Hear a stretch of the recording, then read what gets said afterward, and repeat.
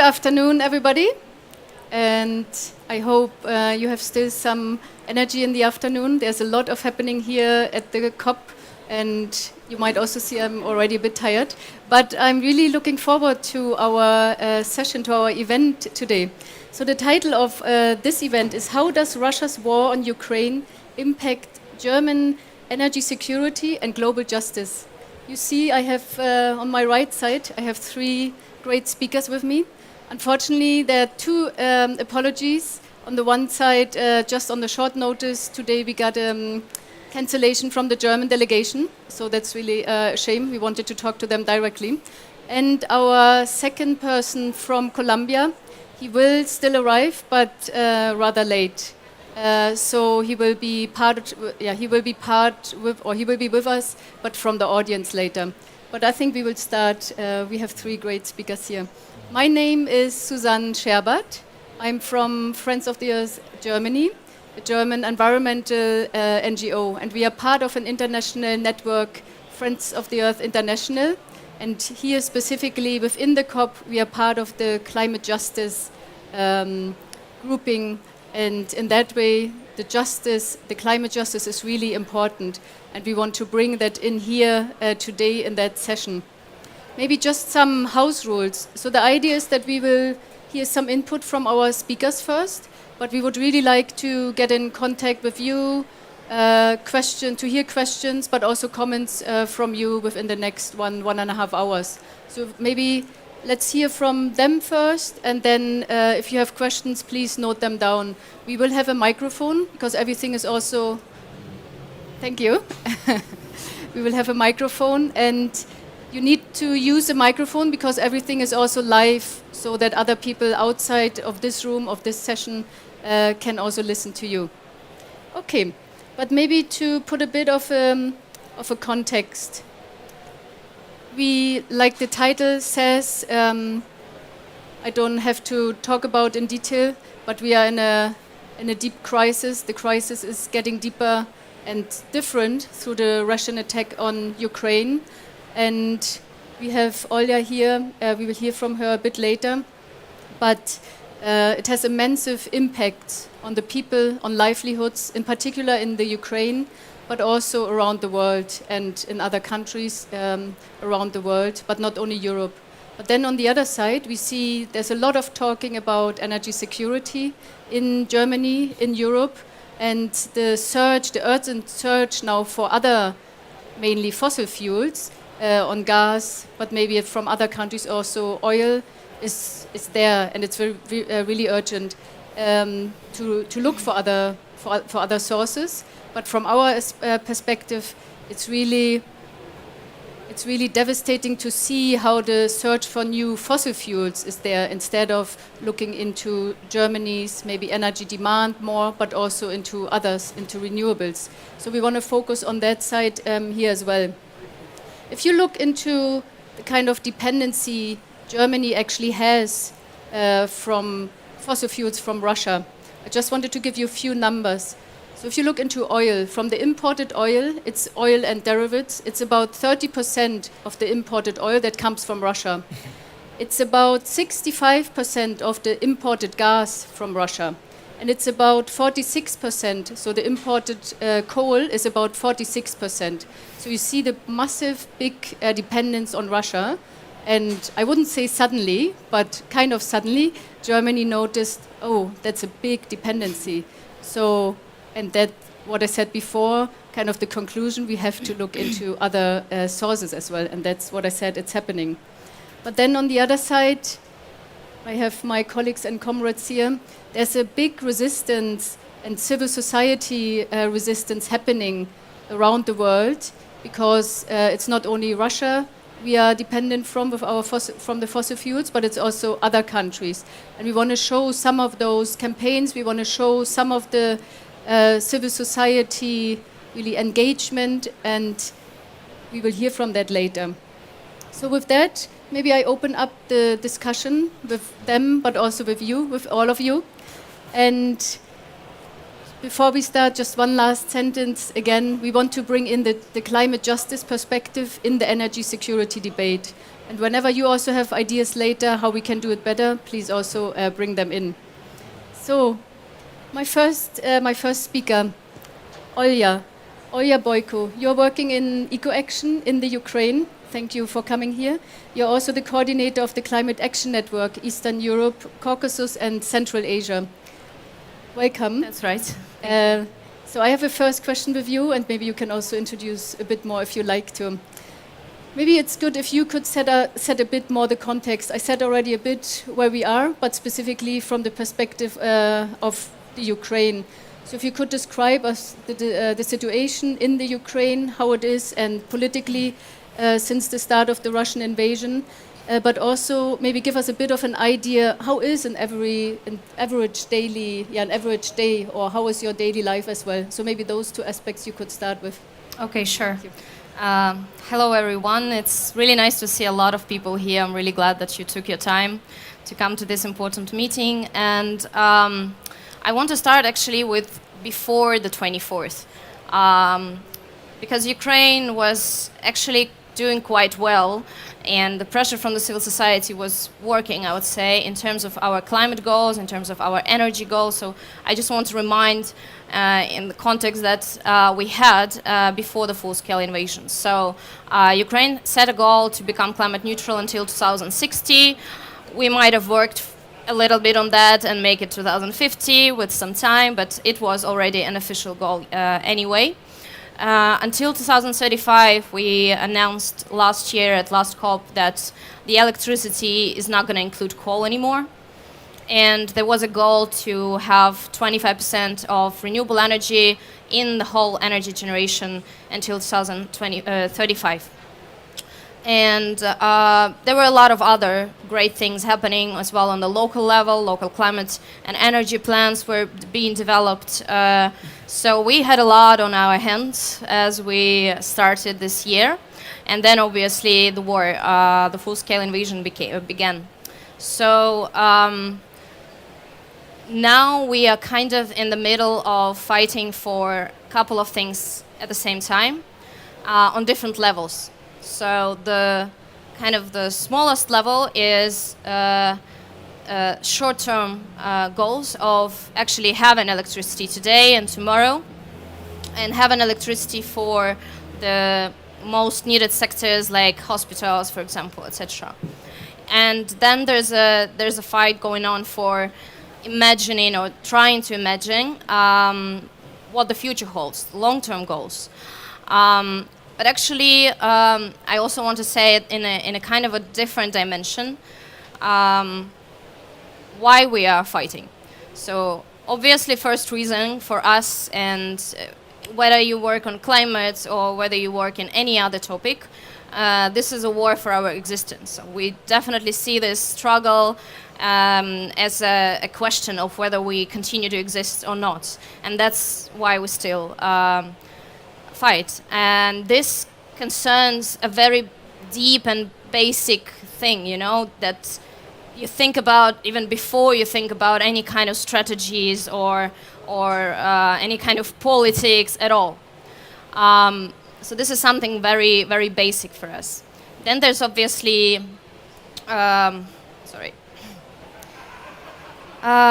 yeah, as I said, I wanted to put this into perspective. The other struggle is the day-to-day energy supply, and the other one is staying committed to our long-term goals, because we didn't forget about them. They didn't disappear. They are still, you know, in the government.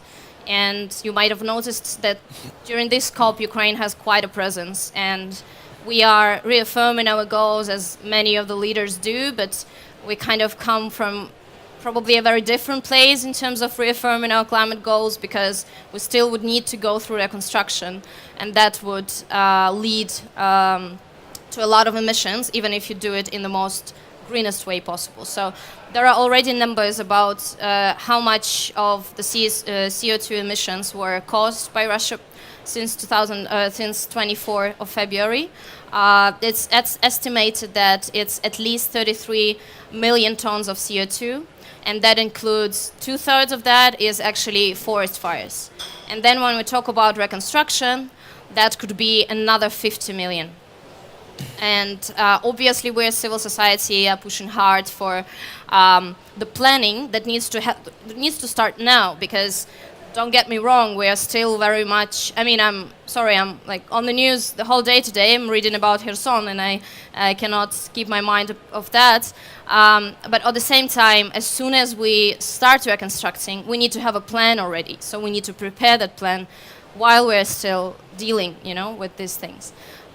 So obviously, the civil society drags attention towards the danger that the fossil fuel industry brought to us. And it's not only about sanctioning and punishing Russia and helping Ukraine in this way. It's actually also about understanding why it was possible for a country to be that bold in their ambitions, right?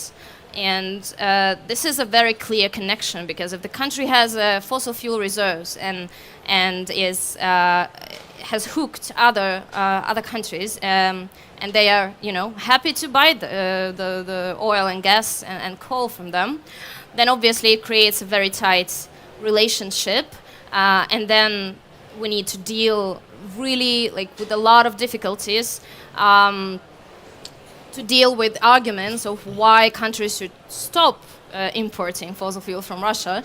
And I need to remind you, there's still no full embargo even, and it has been 8 months. So basically, there is a big issue for other countries also to think about what it means for our future, what it means for other possible conflicts, and definitely the issue of the energy security, national security. As I said, we kind of, when looking at this year, it feels like we kind of touched upon some more basic things and kind of touched the ground with many things that we were working on.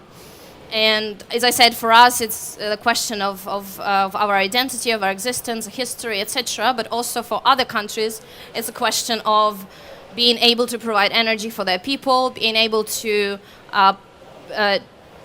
actually serve what the people need. And if the prices are going high, obviously the countries are trying to figure out what to do with that, because the people are going to protest as well. So question of national security has become a very basic one. Maybe some countries even forgot about what it means to be worried about their national security for hundreds of years of peaceful life. And my main point here as well, in a connection to my colleagues who are going to speak after, is that we shouldn't protect our national security at the expense of the national security of other countries. Because this is such a clear colonial vision that we're just trying to reinforce through the new means, through new technologies, but with the same vision that if, this partner appears to be unreliable and it's not really prestigious to work with them anymore, so let's go to those who will not say no to us. Yeah. So this is exactly the problem that I'm seeing right now, and the countries who are in stress, trying to decide really quickly what to do, and they are running basically to other dealers instead of figuring out how to scale up renewables and investment in renewables. We are pushing for the decentralized renewable solutions in Ukraine as a reconstruction, but actually there's already so many projects that are fundraising for the renewable energy, for hospitals, for schools, for different municipalities, and people are just starting all the things that we asked them to do for many years, to be honest, but in a very stressful way, but also in other countries, not only in Ukraine. So this is happening, but if the governments are like, okay, you do this, you maybe fundraise for your solar panel, but we're going to dig up some more gas and coal from Latin America and Africa, this is not sending a very good signal, and this is not a vision. This is a stressful reaction, a very quick one, maybe even understandable at first, but obviously the governments are there to do some strategic work as well, and not only react to the crises that emerge. And as we noticed, sometimes it comes as a surprise, things that have been mentioned years and years and years. So I am really worried sometimes as well that the things that we are now covering for years and years and years are going to be then taken into, COP28, COP29, etc., etc. And then suddenly there will be a surprise that it doesn't work. The way we built everything, it doesn't work. So I think that we need to do everything possible to help actually walk the talk. If we did speak about that for years, then maybe there's something, in those solutions that makes people willing to push for them so hard.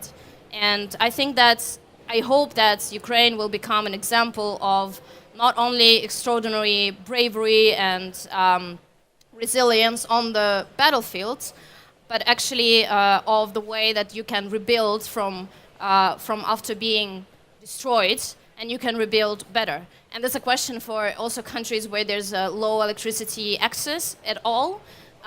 You don't want to go through the whole fossil fuel history, and then go to the renewables. You would want to jump over that probably. That would be a strategic thing to do. That would be a logical thing to do with everything that's going on. Okay, sorry, you asked about day-to-day life. I got more to the overall. So since, I guess, 2 weeks already, Russia has been heavily targeting the energy infrastructure in Ukraine. I'm sure you all been following the news. From the inside, it looks like it's really difficult to plan your day, because even without an immediate threat of, even if you pass through there's going to be a rocket falling on my house or something. Is the microphone not working perfect? Yeah? It's going on and off. I mean, it's on and off, but I guess that's for a translation. For the broadcast, it could be a bigger problem, but you can hear me, I guess. No? 1, 2, 3. No, it doesn't change anything. Yes, it's 1, 2, 3. 1, 2, 3. Check the connection behind you. It's going and coming and going. Okay, 1, 2, 3. Maybe I will not press on that thing. Okay, so yeah, if you have passed through this kind of fear that we probably had, in the middle of spring, of you don't know whether the rocket is going to hit you or not, there's other challenges now, because you don't know if you're going to have electricity. Means if you have an electric stove, you don't know if you're going to be able to heat up your food. It also influences the mobile connection, so sometimes it can influence whether you have internet, whether you have mobile connection. It's not as bad, but it does happen now with some people, some providers of mobile connection. Sorry, this is Egypt. Okay, this is a Russian spy, Sorry, it's a war joke. Anyway, I have been out of Ukraine for 3 weeks already, so it's actually from my family members and from my partner that I know how it is to live when you have electricity out for from 3 to 12 hours sometimes during the day. People are finding places in cafes, people are finding places in co-working, people are finding buying generators, trying to create a hub in their office so that people can leave their flats and actually have some working hours done during the day. Obviously, it influences Zoom calls and everything you can imagine connected to electricity. I am very angry and heartbroken for my niece that is 17 years old, and she just started studying at the university. There's no quality education possible in this way because she studies online. It's still because of COVID and different difficulties of logistics, but she just needs to find a few hours a day to be able to listen to her teacher, and then they change those days, and then she does some assignments, so this for me means so much more than just a logistical problem, for her and not having electricity. This means education as well. And that could be an example for so many professions that people are having, for so many businesses that are still going. People are trying to adapt, but you need more and more resilience with every day. And maybe I will finish with some facts that are found on the energy destruction, actually, the energy of destruction. So apparently we now have, let me check so I don't mistake on the number. So it's 10,000 megawatts of energy that we now lost in the system. And 6,000 megawatts of those 10 is the Zaporizhzhia nuclear power plant, which is being played with like a Christmas tree. I don't know, it's being connected and disconnected. It's also scary, you know, when you think that you finally get your thing together, and then you're like, oh right, there's also this, you know. So it's you know, these blackouts or brownouts, as they're called, you know, when you turn off the electricity in some regions for some hours, they are really necessary because there's just not enough energy being produced.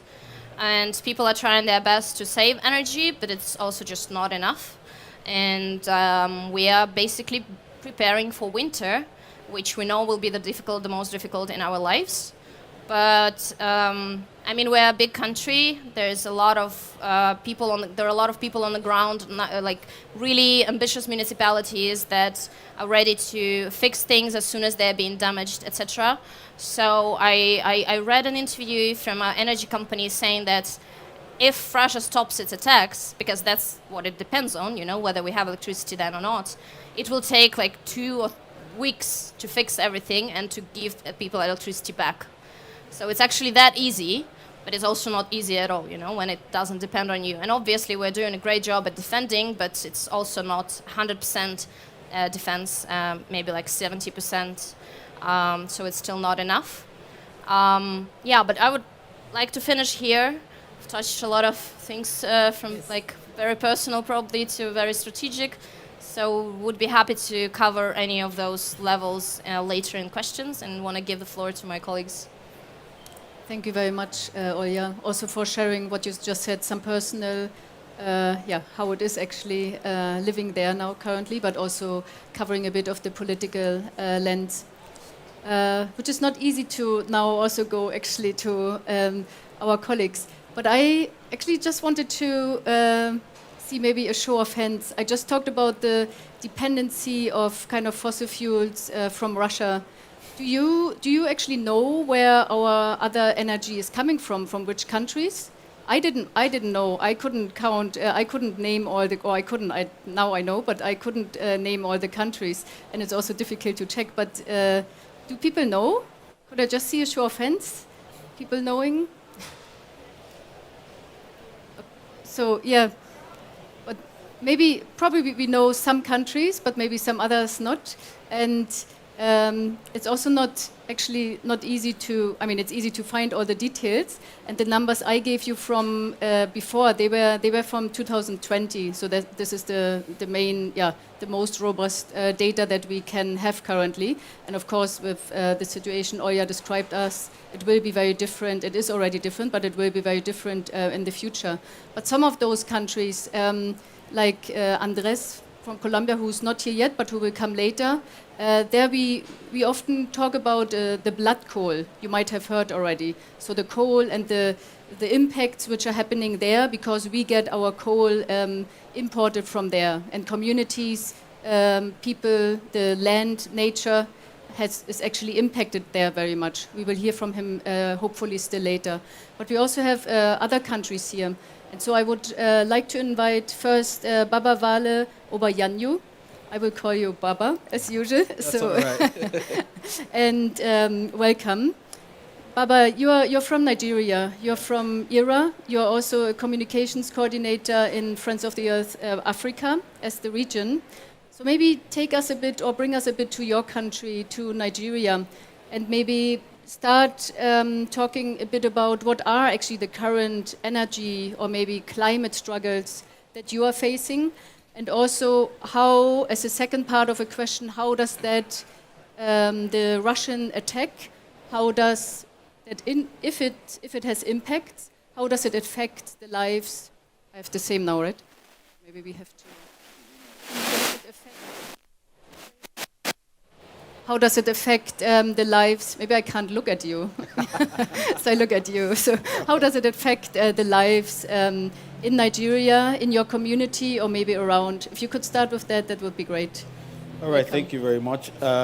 You just called me a name that only my peers or those who grew up with me would call me. So if I'm walking on this corridor and somebody calls me Baba, I know that person knows me from when I was a baby. Anybody who knows me now calls me Wale. Yeah, but so for you to maybe you were my friend or I didn't know.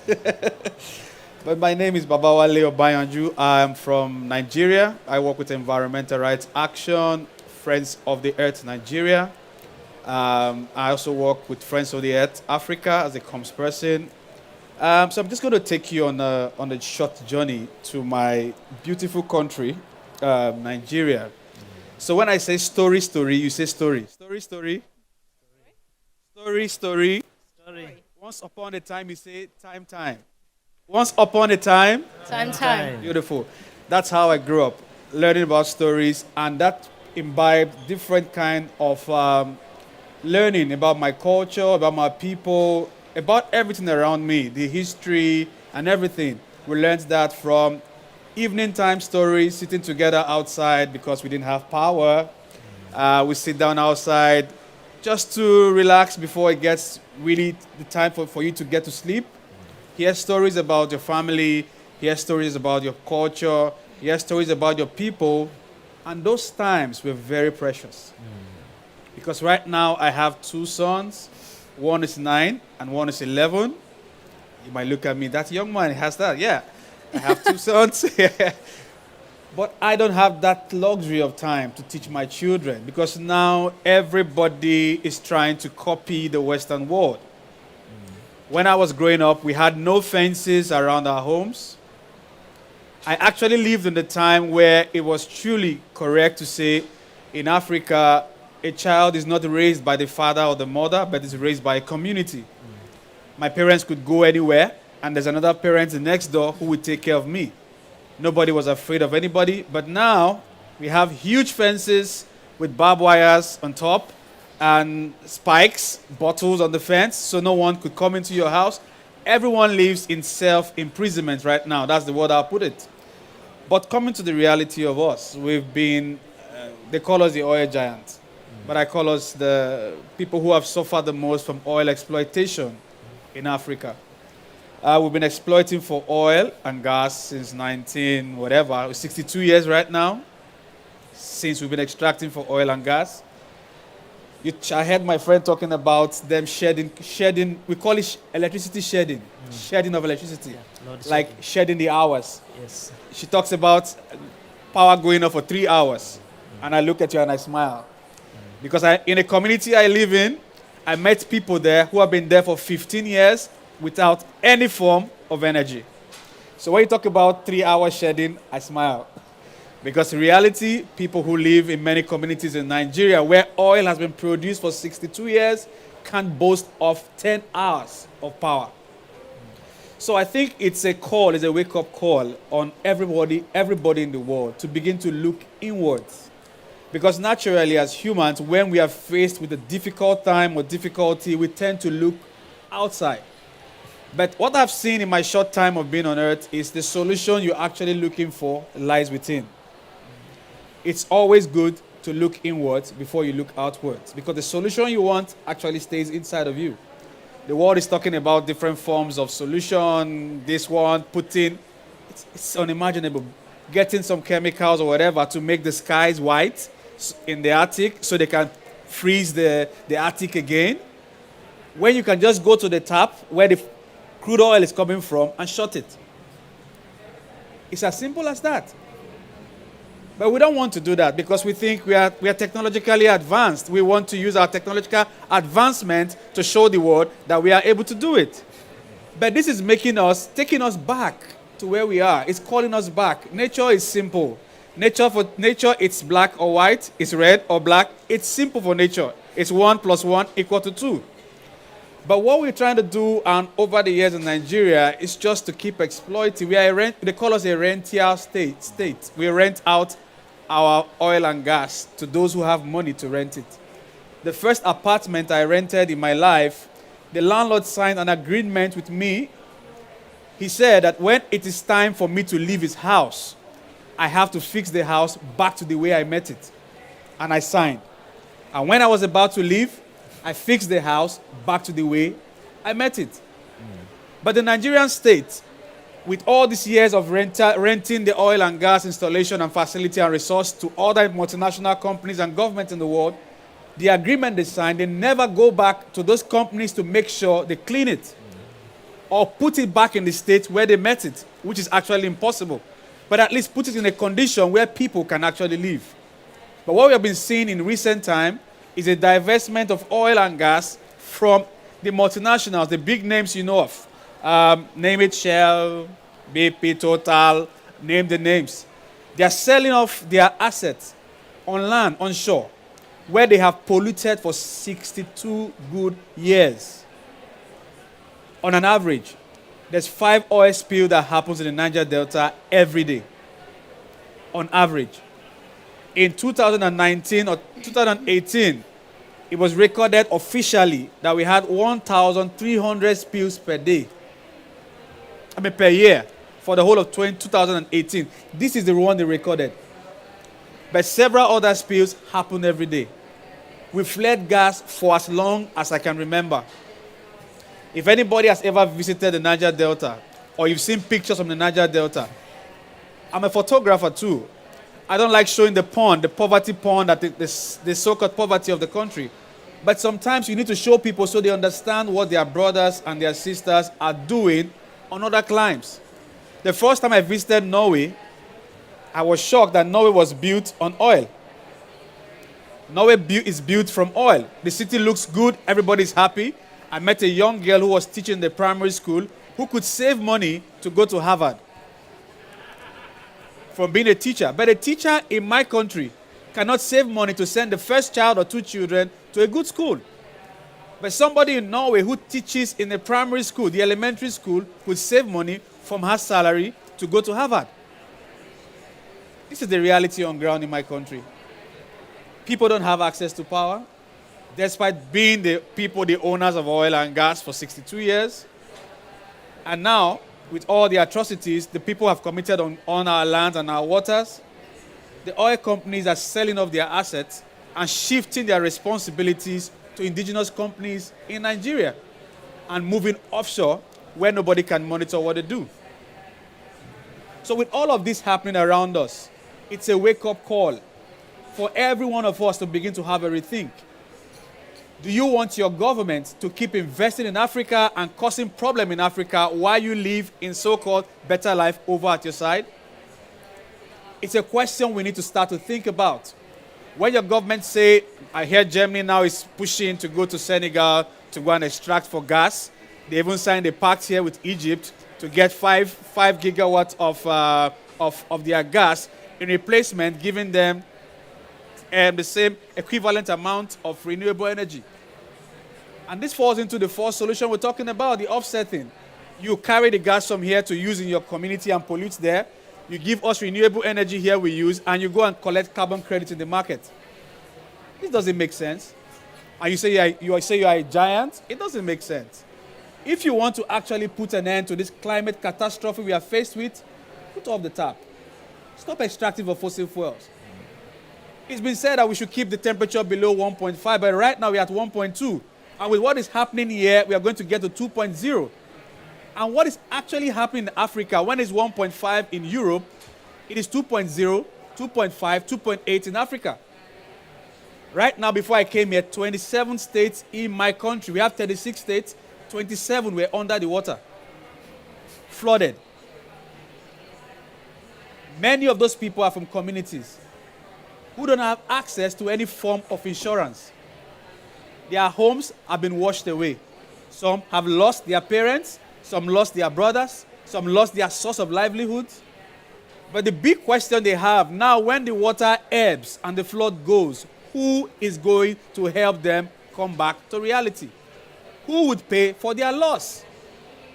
These are the key questions that we should be asking. And I met with my Minister of Environment a few days ago, and I presented to him this report we made from Friends of the Earth Africa, talking about on gas Africa, why we shouldn't gas Africa, and what alternative we should be seeking. And the question he asked me is, my friend, how is Nigeria going to survive without oil and gas? And I told him there's historical responsibility of those who have polluted your land. Demand for the payment of those debts. You rented out your properties to them. They messed up the place. Tell them to come fix it. Send the money back to them to fix it. And he went and he got angry and walked out on me. But I presented the document to him. I hope he reads it. But the basic point about this, and I also met the African Union people 2 days ago. But this time around, the people I met were cool-headed and they tried to reason with me. And I gave them points why they should be here demanding for climate reparation, climate debt to be paid. Not for them to come here cap in hand begging for money as if they are beggars. Right now, Nigeria is talking about setting up a committee now to work in 90 days to give succor to people who have already lost their homes, lost their families. And that committee is going to span to the end of the year, till next year. And if whatever happens, it might never get to the communities. So when you guys all hear your government talk about, I want to go to an extract, you need to have a rethink. Think about where your money is going to and who is going to be impacted by the work your government is going to do in that land. As far as Russia, it's only recently I began to know that wheat that I use for bread, part of it comes from Russia. And with this war, wheat couldn't come into Nigeria. The prices of bread spiked. People who couldn't afford bread anymore changed their diet. And when I was growing up, bread was luxury. It's only for those who were rich. But now, because of lifestyle change or whatever, but now people are going back to where we are coming from. Yeah, now we hear the word talk about agroecology, agroecology, agroecology, agroecology, everywhere. This is a system that has been operational in Africa for as long as I can remember. In my own climate where I come from, the Yoruba land, they say if you're going to school and you don't learn about agriculture, your education is not yet complete. So agriculture has always been the mainstay for Nigeria. But since the advent of oil, the government has ditched agriculture and focused on that system that they don't need to do any hard work. The money comes to them. But now they are seeing a need to go back to agriculture.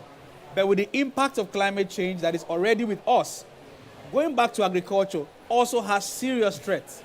I have friends who have invested a lot of money in rice farm, but with this flood, all of their investment has gone underwater.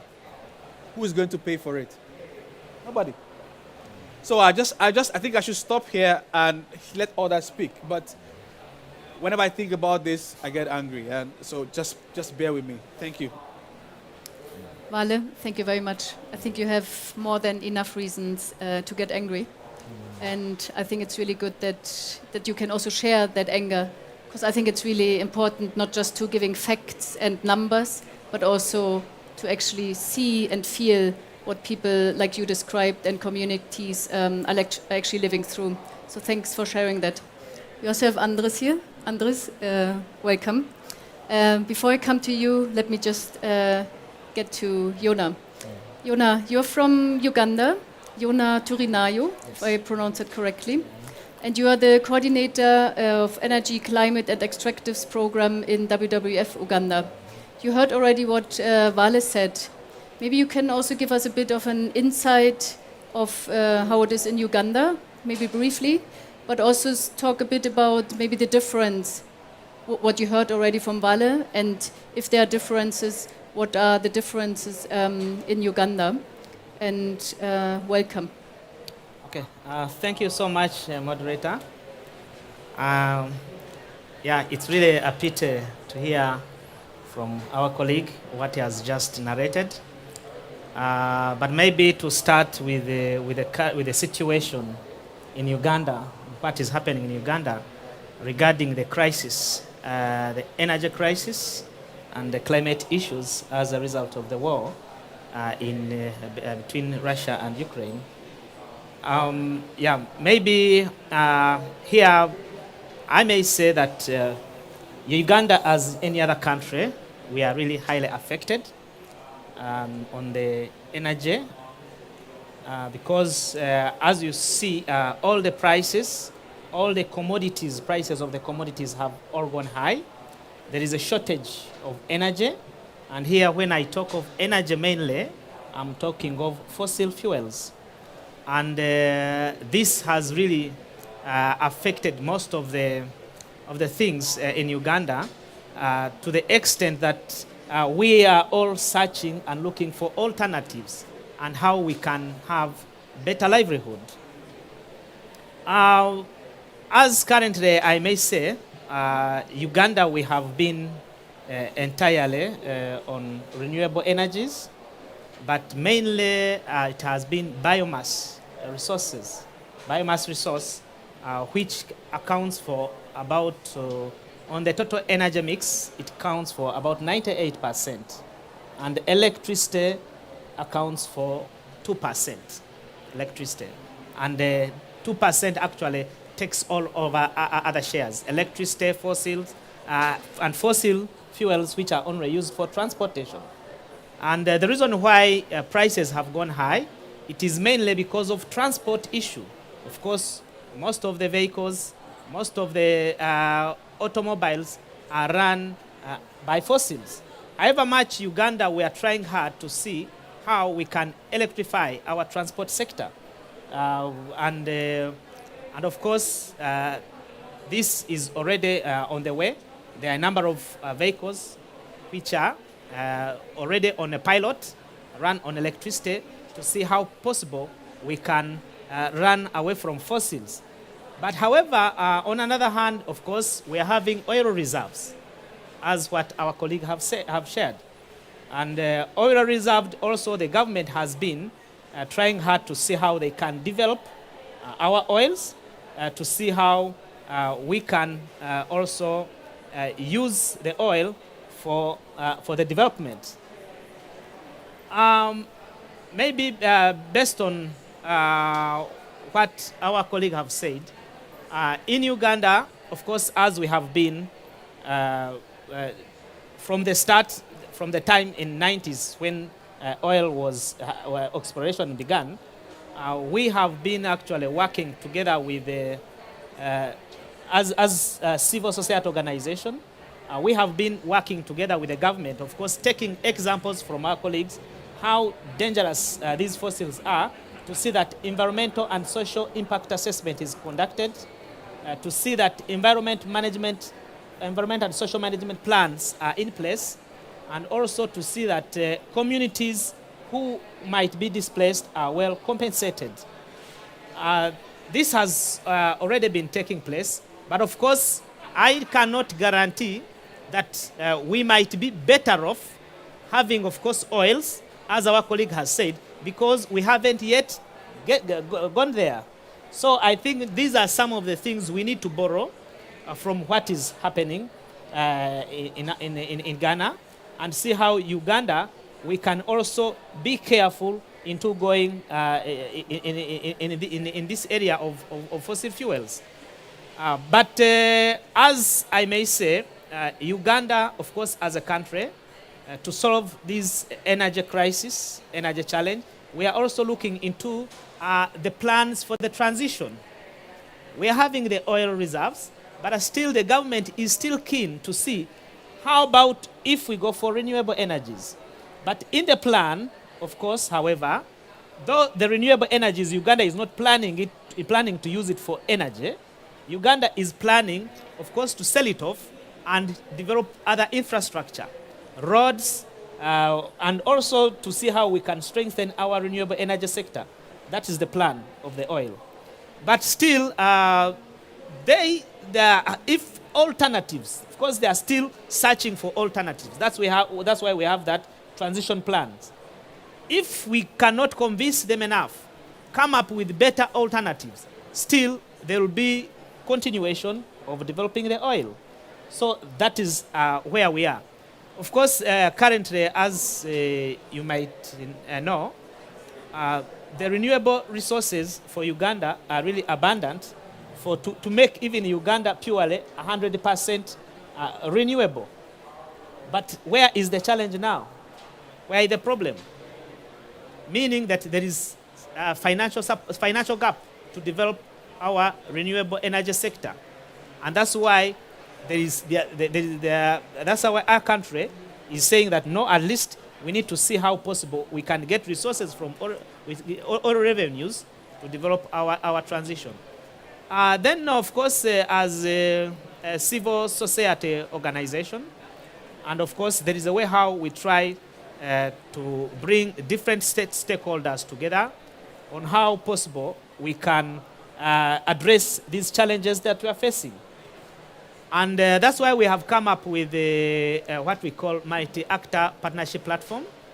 And this is the platform that is moving towards the agenda of 100% renewable energy by 2050.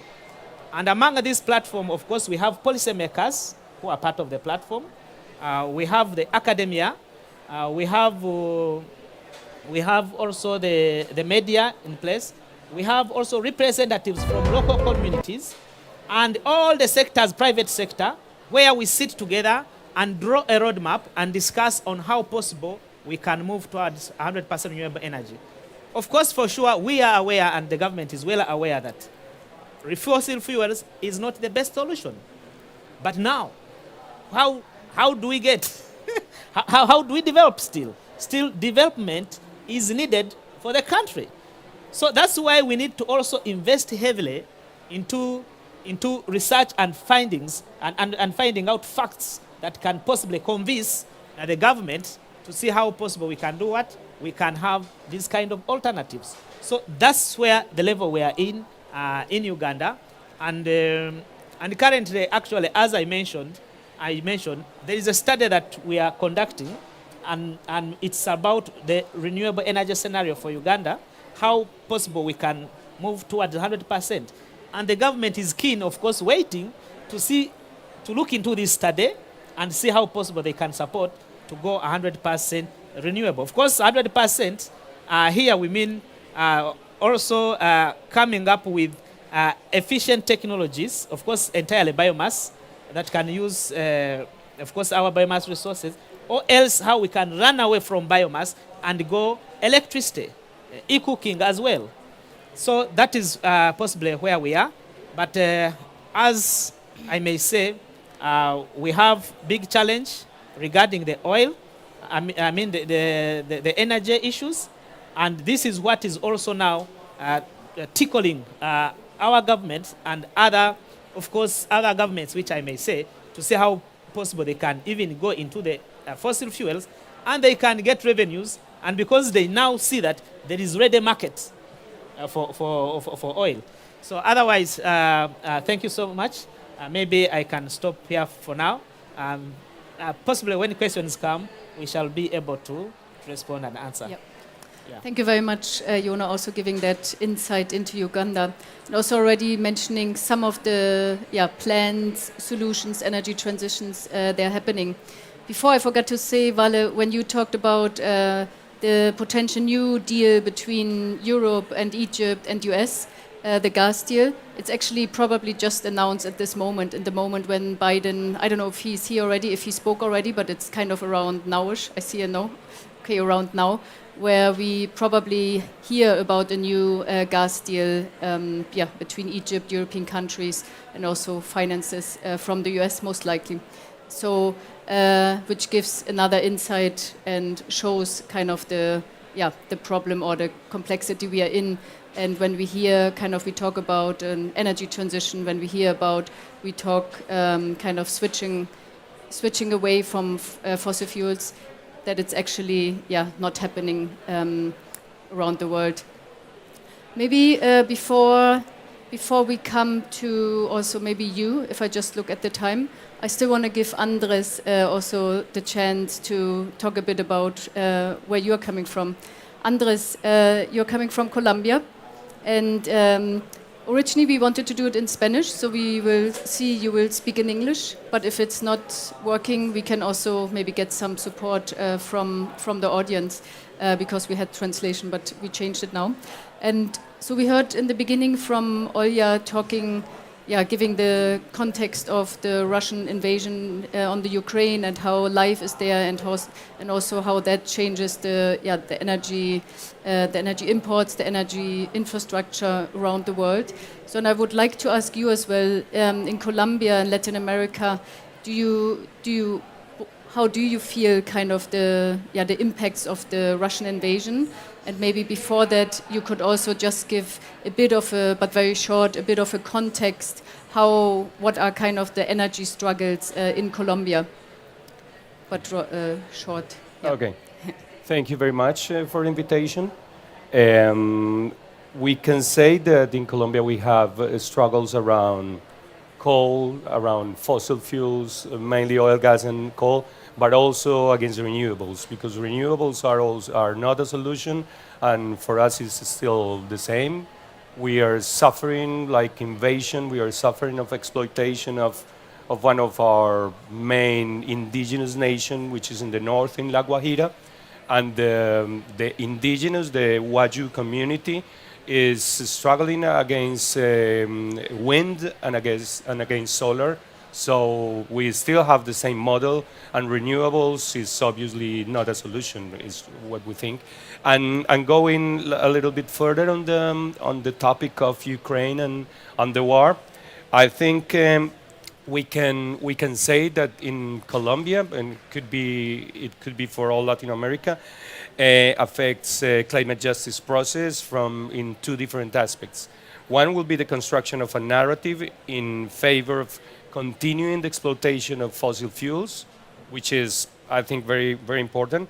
And a second one, which will be, in concrete terms, the increase, for example, in coal exports, and also the promise that the same could happen to oil and gas. So these two differences could be important for distinguishing which is what is happening. And from the side of the construction of that narrative, this construction of a transition away from fossil fuels, which is part of the new government, the new Colombian government with Gustavo Petro, which is just 3 months that being in the house. They were in the program, and that's the product of a collective effort of different movements in the society.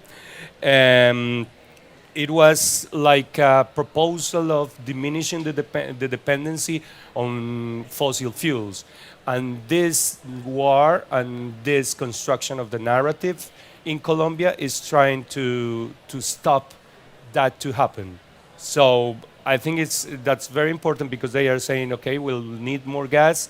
We will now, because of this European conception, gas is green energy, and that's been like really difficult for us in Colombia, because now they say, okay, we have to go in gas, and they are trying to pose this proposal of diminishing in a controlled manner of the dependency of fossil fuels. So that's one thing. And in concrete terms, Colombia exposed last year in 2021 55 million tons of coal, and now in the context of the war, the production is reaching 65 million tons. It's going to reach that figure in 2022, and they are also saying that it's been like increased nearly 200% of the whole exportations of coal in Colombia. So that's a difficult context, and in a context that which is not very favorable about the proposal of the new government and the interest of the same oil and gas and coal industries are trying to stop that change to happen. So that could be like a context that can add some points to what you before were discussing. Okay, thanks, Andres. So we heard already about some of the impacts or the struggles and also impacts that those countries here, exemplary kind of are facing. And if we connect it in the situation we are in, kind of Germany and other European countries want to get less dependent on Russian fossil fuels, we can imagine how it might we can only imagine how it might look in the future, kind of that impacts will continue, impacts will probably increase, and more livelihoods, nature, and people are impacted by, and in addition having multiple crises.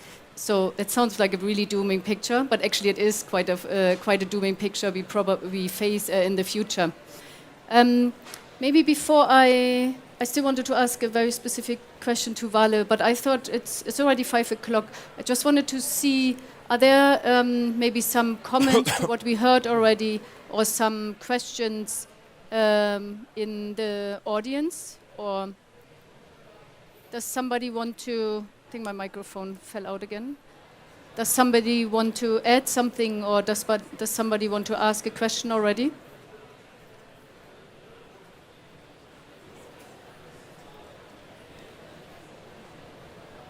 Yeah. Hello, everybody. I hope you can hear me. I'm Till. I'm as well with the Friends of the Earth organization. And I have a specific question to you, Jona. That's right? Yeah, thank you. In terms of developing this energy transition pathway in Uganda, you mentioned that you might need to rely on the exploitation of oil, especially. Do you consider strongly addressing northern countries as a strategy for your country for paying up for the energy transition in your country? So leaving the fossil fuels in the ground, is this an option that is possible? Jona, maybe you can answer directly already if you want. Yes.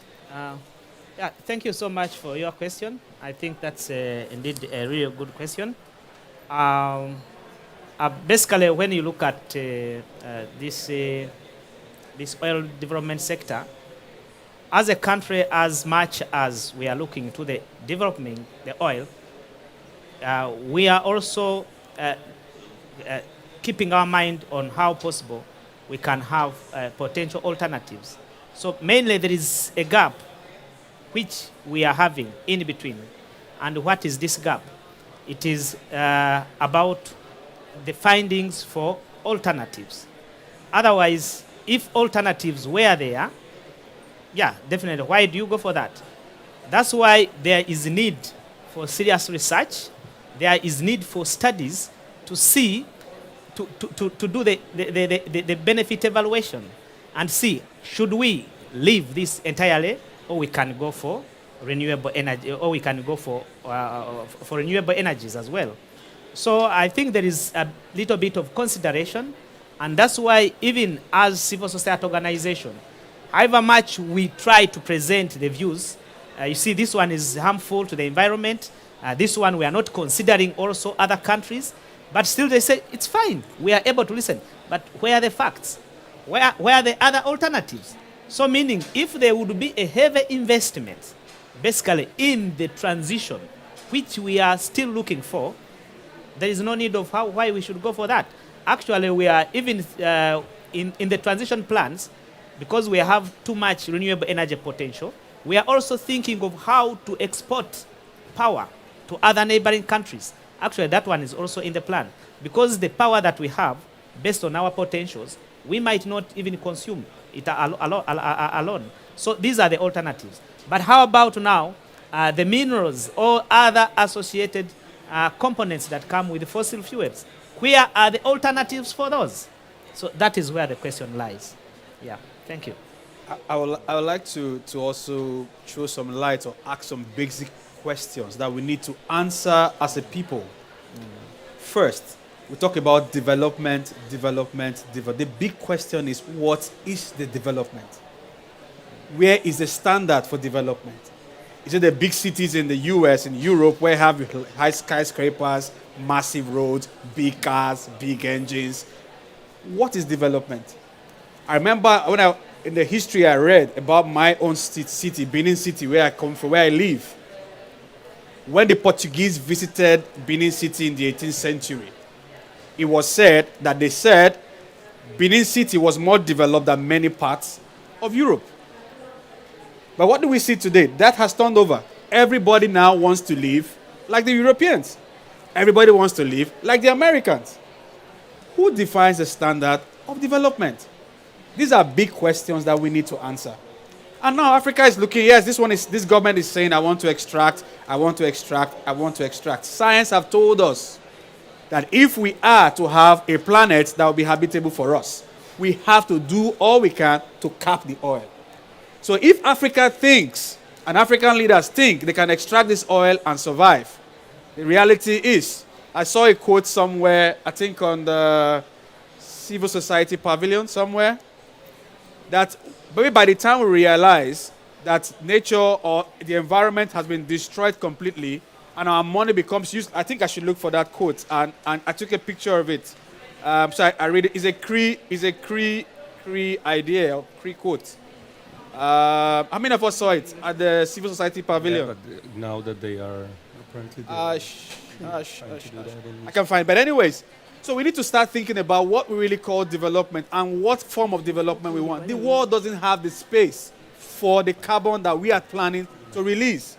All of them are now talking about where is gas. They say gas is a transition fuel. Gas is clean. Gas releases methane. And methane in the long run, over a long period of time in the atmosphere, is 34 times worse than CO2 in the atmosphere. Science have said it. IPCC report said it. All the energy reports said it. That if the world is to keep us at this balance and help us survive, we need to do all we can to keep this. The war between Russia and Ukraine is a lesson for the world. COVID is a lesson for the world. But we seem not to learn. Catastrophe and disaster does not tell you when it's going to strike. War do not tell you when it's going to come.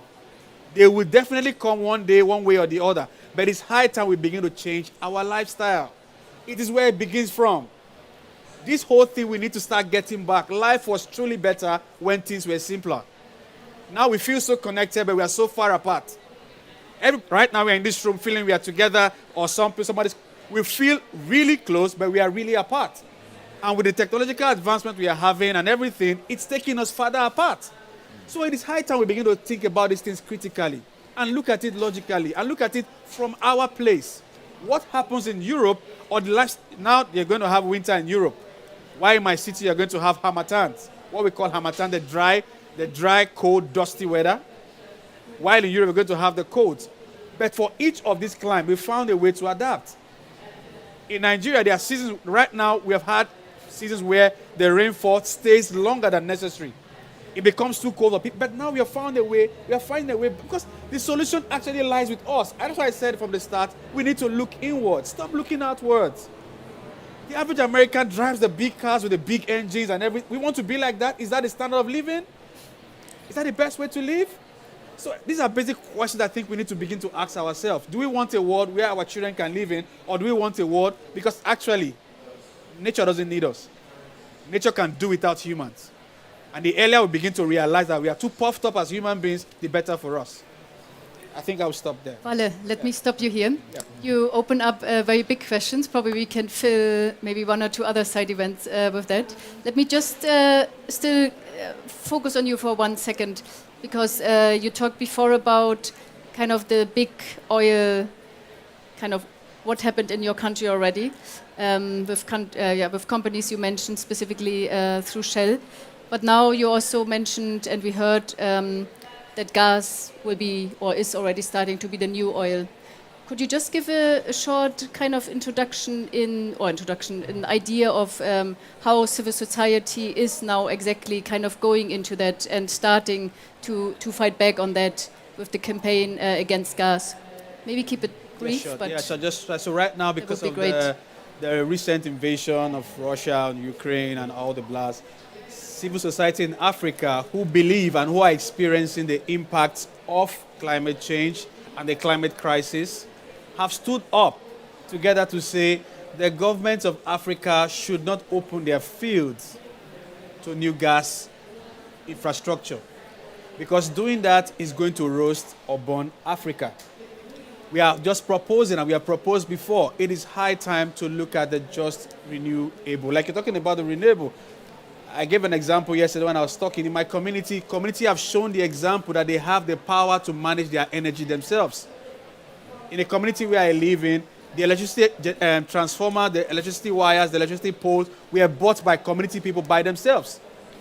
They generate the energy and the government comes and claims it. But what the people have shown by this simple act of their cooperative is that they are able to provide the energy they need for what they need it for. not someone determining why the energy is being produced, not what the energy is used for. So the coalition that says Don't Gas Africa have not only proposed or talked about the impact, they've also proposed a solution that the government should demand for climate reparation. The government should begin to look at community-owned renewable energy sources that is powered by us, powered by the people. So the coalition is around the whole of Africa, from the west to the east to the north, and it's growing, and we are not stopping because we are the ones who are the most impacted. Mozambique had a fair share of this impact of climate catastrophe. South Africa had a fair share. Right now, different parts of Africa are experiencing different levels of this climate change impact. And the earlier we wake up, if anything happens to us, those in Europe have insurance. How many Africans have insurance? Those in America, they have insurance. They have these things. When the catastrophe strikes, in the US, for example, when they have flooding, after some season or weeks, they rehabilitate these people. But in Africa, what happens? We have climate, and the other part that I'm forgetting to mention, Europe and America should not forget. Asia should not, the global north should not forget that as these things increase, your border is going to burst because everybody is going to come towards your border. Because since you are telling us that we should stay here and die, nobody wants to die. People are going to keep going through the Mediterranean Sea to cross over to Europe. And the more you do these things down here, the more people migrate. So the earlier we start thinking holistically, it is not just about your energy in your community. Think about how. Okay, now talking about energy shedding. It's not time for us to sit back and think about how can we reduce our consumption pattern. Things are no longer made to last. They call it plant obsolescence. You make things that just last for a few days. Plastic is also an issue. It's also a result from fossil fuel. So the tentacles are long. That is why we are telling the world, please, and Africans, to stand up together and unite and tell the world we don't need new gas fields. We don't need new gas fields in Africa. Please let the gas and the oil remain. We want our children to have a future. We want to have a life before we depart Earth. So please join this campaign to stop further gas exploitation on the continent of Africa. And there are alternatives in this material. So if you want a copy, we could give it to you. And several other things are online. I think I'll stop for here. Thank you, Vale, for sharing that specific example of Don't Gas Africa. Andres, could I come back to you? I'm a bit, I don't know if we need translation, so I leave it up to you, but I saw now translation devices are handed out. I don't know what to tell you, how to use it, but do you want to speak in Spanish or in English rather? I would rather speak in Spanish to be a little bit before deeper on before I ask you the question, I would. So okay, so one is English, two is Spanish. So it means two. If you don't understand Spanish, you should go on to two. Is that correct? If you don't. Should I wear this? If you don't understand Spanish, you go into two, one. Okay, sorry. So if you don't understand Spanish, you go into the channel 1. And I need it for now. So Andres, I wanted to ask you a question because Vale talked about the Don't Gas Africa campaign and as an example of how civil society is engaging and kind of really want to resist the fossil fuel companies, the fossil fuel infrastructure. And I wanted to ask if you could give us also an example of a resistance where civil society and maybe how does it work there? We heard a bit from Vale from Nigeria, so maybe give us an example as well. Bueno, entonces también es importante hablar en español porque I think it's son important muchas en to las speak lenguas en las que Spanish estamos because construyendo we are conocimiento building y knowledge construyendo with colectivamente different para languages, and we tratar build de in a collective reparar el way mundo. with different Entonces, esa es languages parte, pues, to de la- try de to la fix up importancia the también de world. usar And el I resto de think nuestras it's lenguas, very así el important español to sea otra use lengua all colonial other en languages la we que have, because nos Spanish incluyeron is en as well América, another pero de colonial todas language maneras, which was imposed también in desde the allí Americas. construimos And ese nuevo mundo. of course, Entonces, a from partir de there, la- from America, de we're la also pregunta been que me building haces, up the new world. es And importante answering to your pensar en question, cómo, I think it's important hay to una reflect fuerte upon resistencia how a los nuevos this proyectos extractivos, como a strong mencionaba ahora, resistance to extractive projects is functioning. And we are there's also resistance against renewable projects because they are trying to be imposed through the same model. And my colleagues, as my colleagues were saying, there is our relationship with energy is being invisibilized, is being silenced, and it's very important to understand this relationship from the perspective of the global north. We need to understand the relationship we have with renewable energies. We're trying to encourage people to have e-vehicles, for example, and this involves mineral extraction in America, for example. So there is a narrative, a particular narrative that has nothing to do with a new relationship with our behavior with energy. And this transition needs to be a cultural transition, not a technological transition. And this is related with the importance, with the role of the global north. Como con ese poder a que en nuestros países, cuando por ejemplo en Colombia se está digamos the global north plays a role in the impact on our countries. Digamos haberse frustrado por ejemplos tan concretos como el de que el gas se declare como we are seeing in Colombia examples such as having declared gas as a renewable energy. And in the Caribbean region, in Colombia, we have a huge project of gas extraction in deep waters, and it's supported by this narrative. Gas is a renewable energy, and this narrative comes from the European global north. So we are projecting all these towards Europe, and this project is being carried out in Colombia is going to have a huge impact on the Caribbean region. Extracting gas from deep waters is something highly risky. So this has created a situation in our country, Colombia, which is the country that has the most number of deaths in the world due to environmental factors. And Colombia is trying to rebuild itself from a new collective project, and we need to understand that this project needs to be globally understood by northern societies. So this is the main mandate. You were talking about the main impacts of all these in the countries of the global south, which are countries that already have problems related to energy justice, energy access. So we need to reflect about how we can come up with solutions, because sometimes we need to create a narrative that is not supported or is not based on this nihilism. We need to be aware of how collapse or this breakthrough is going to enable to create new solutions. And we need to move away from fossil fuels.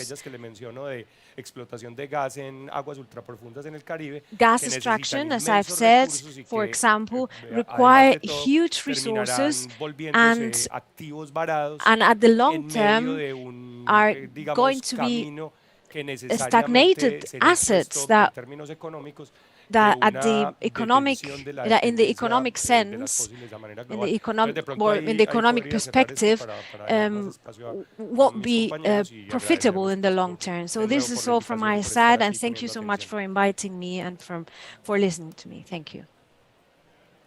Thanks, Andres, and thanks for speaking now in Spanish. We have the devices. Whenever you also have a question, you identify. Yeah, okay, great. Wait a second. And if there are others, Could I just see a show of hands if there are others as well? Because otherwise I keep asking questions. I have many questions still.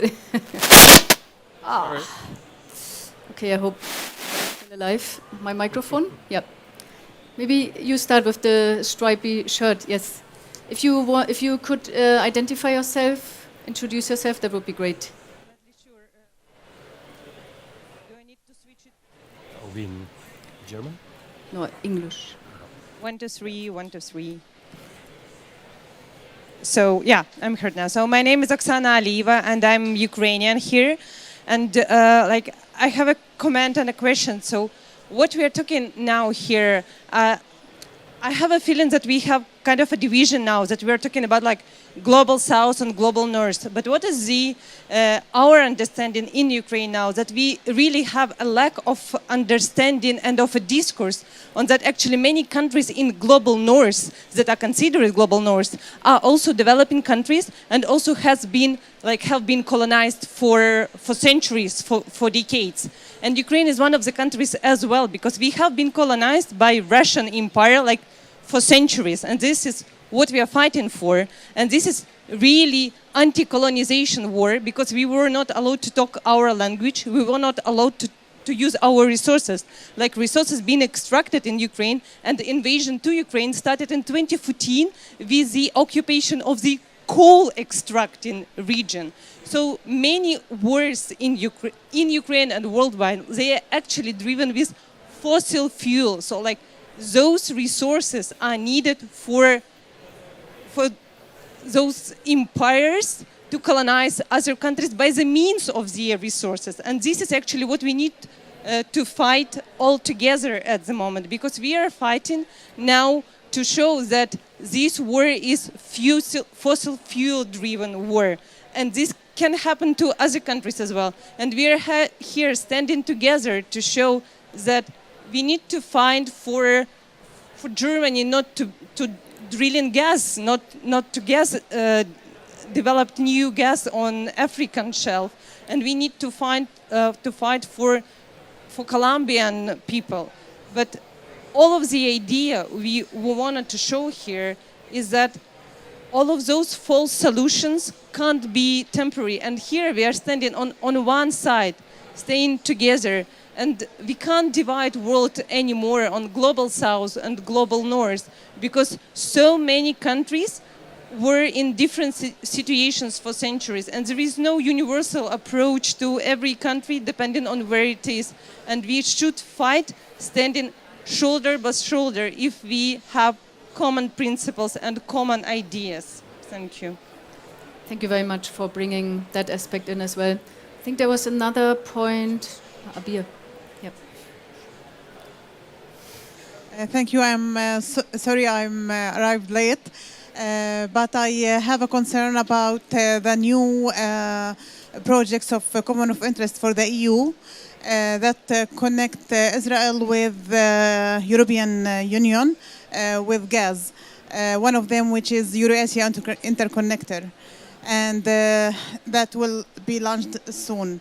So what are the current efforts or actions in Europe in relation to this kind of new joint of false energy or dirty energy solutions? Thank you. Okay, thank you. Thank you very much. Sorry, and I have an infographic about these two energy projects between Israel and Europe. Thank you. Thank you.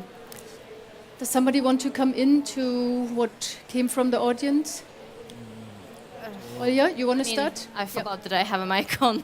Yeah, you have a mic on. Yeah, I just wanted to actually thank Oksana, because I wasn't supposed to speak here on the region that I also cover of Eastern Europe, Caucasus and Central Asia.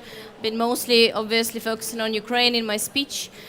But what we have been doing since the invasion, after the first shock kind of came off, is actually reaching out and finding so much solidarity in the membership, because let me tell you, country by country, Eastern Europe, Central Asia, and Caucasus is Belarus, Ukraine, Moldova, it's Russia, it's Georgia, Armenia, Azerbaijan, it's Kazakhstan, Kyrgyzstan, Tajikistan, and Uzbekistan.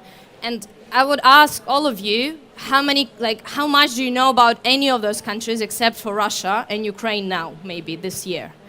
So what do you know about civil society in Kyrgyzstan? What do you know about energy problems of Georgia? Do you think they all speak Russian? Have you ever thought why? And are there global south or global north? So I will not talk more on that. I'm just very grateful that this came into the conversation, and I'm going to leave you with those questions. Happy to cover them more privately or online. Yeah. Thanks, Oya. While you are talking already, before you were starting to talk about kind of the future, you talked about the reconstruction and that discussions are happening that kind of, also within the country, but also between different countries, plans are started to talk about. Could you say a bit more about that, and maybe also within that, how kind of do you have specific demands or specific kind of wishes on other countries, and maybe since we're in the German Pavilion, specifically on Germany as well? Okay, thank you. So I don't think I mentioned that in the beginning, but currently it's estimated that around 40% of energy infrastructure of Ukraine is either damaged or totally destroyed. And obviously that's a big question of how we rebuild. Do we rebuild this by an image of how it was before, and or we create something completely new, something from the 21st century probably, and that's exactly what we're trying to fight for, because obviously there's still, I mean, we wouldn't be here, and to be honest, I just had this thought while listening to all of our colleagues. I just kind of wish that this panel didn't happen at all. You know what I mean? I just kind of wish that we didn't have to talk about these things because of those reasons. Because it's actually scary that if we're only talking about this now, and there's so many crazy things are going around on this COP, connected to oil and gas lobby, connected to where the next COP is going to be, and there's just too much to cover, you know, even just right now. And then you cover that all with the context of the war, and thinking about next steps, because you know it gives you chills, right? And I just kind of wish that we would, you know, learn from these lessons quicker. But in any case, obviously we are. As civil society, as environmental organizations in Ukraine are raising, kind of highlighting the issues that, as I mentioned, we've been covering for years. So there's actually nothing new. It's just we now have to do it for other reasons, and now we have to do it quicker. So decentralized renewable energy, we've been talking about it for a long time. The fact that we're very energy inefficient because we have energy infrastructure from like Soviet Unions, and not a lot of investment was done into like energy efficiency, etc.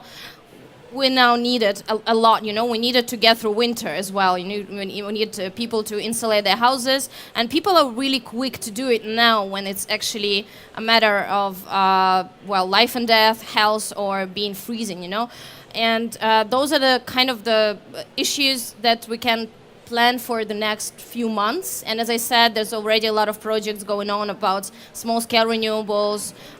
People are fundraising. There's some investment, but obviously no big investment is going to come into Ukraine right now, because there's no insurance for what is going to happen then to this. Whatever you invest in, it could be destroyed tomorrow. So we are, you know, taking it step by step, I would say. We have a general understanding that we still want the same things that we wanted, actually. We just need them now for different reasons. And obviously, we don't want to rebuild every coal mine that was now destroyed. Oksana mentioned that the war started in 2014, and we worked with coal towns. We started a campaign on just transition, but they are frontline now. There's no conference on just transition there. There are tanks, you know. So there's a lot of destruction that has been done to the fossil fuel industry in Ukraine, actually, and we don't have any goal of rebuilding it, you know, as new. We definitely wanna look for investing in decentralized renewable energy, and we actually also had this problem that, sorry. Maybe let me stop you here, because I look at the time. We have 2 minutes left, and I'm also very aware that we didn't answer Abir's question. Abir, I'm very happy to answer that afterwards as well. You talked about the kind of gas initiatives from Europe and also how it is anchored in the European Union, and I can give you an answer to that, but maybe I do it after that, yeah?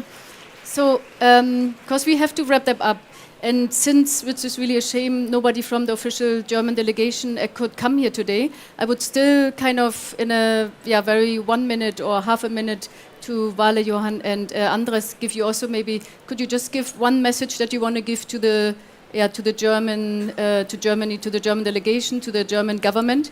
And I start with you, Andres, very briefly. Bueno, in Spanish. Pensaría que el mensaje principal es el replanteamiento de la relación de Europa y de Alemania to rethink the relationship between Germany and Europe and energy. If we do not give visibility to that relationship, because we are talking about a very comfortable society, the German society, so that